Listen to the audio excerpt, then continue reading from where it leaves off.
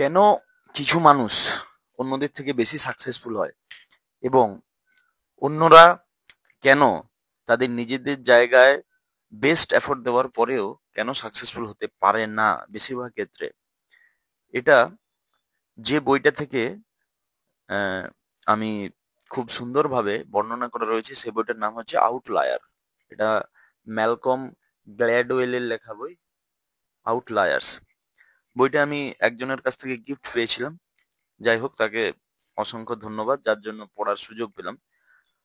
বইটাতে খুব সুন্দরভাবে বর্ণনা করা রয়েছে যে কেন কিছু মানুষ অন্যদের থেকে বেশি সাকসেসফুল হয়, সমস্ত সুযোগ সুবিধা বা চেষ্টা করা সত্ত্বেও সে ওই জায়গায় পৌঁছতে পারে না কেন।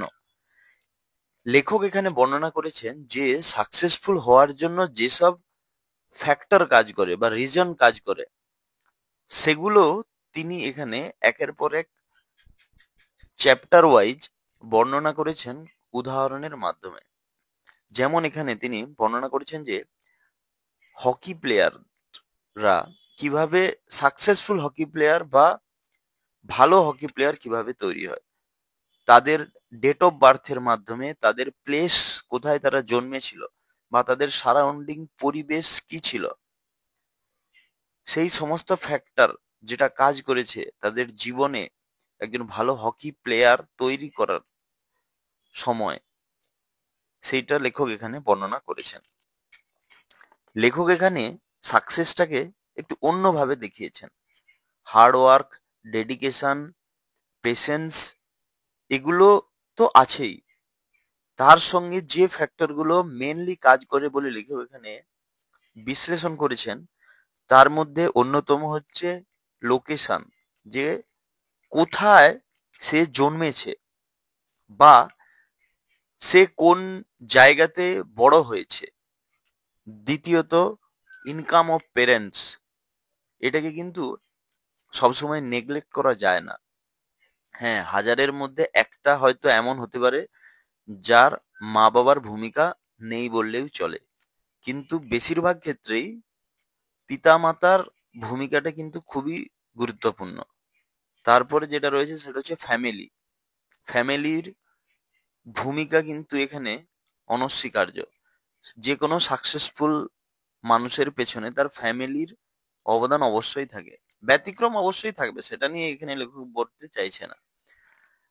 এখানে বলতে চাইছে যে যে সমস্ত মানুষ সাকসেসফুল হয় তাদের মধ্যে যে ফ্যাক্টর গুলো কাজ করে, যে কেন তারা সাকসেসফুল অন্যদের থেকে বেশি, সেই বিষয়ে লেখক এখানে বর্ণনা করেছেন। তারপরে রয়েছে কালচার, সে কোন কালচারে বড় হয়েছে, তার আপব্রিঙ্গিং কেমন ভাবে হয়েছে, তার এনভায়রনমেন্ট কেমন ছিল। তারপরে রয়েছে ফ্রেন্ডস, সে কোন ফ্রেন্ড সার্কেলে বেশিরভাগ সময় থেকেছে। এগুলোর উপর কিন্তু অনেকটাই ডিপেন্ড করে। তারপরে যেটা রয়েছে, আলটিমেটলি উনি লাকের কথাও বলেছেন, যে লাক বলতে বলতে চাইছেন লেখক গ্ল্যাডওয়েল যে সঠিক সময়ে সঠিক জায়গায় সঠিক কাজ করতে হবে, তাহলেই তুমি জীবনে সাকসেসফুল হবে। আমি বইটা কিছুদিন আগে পড়েছি,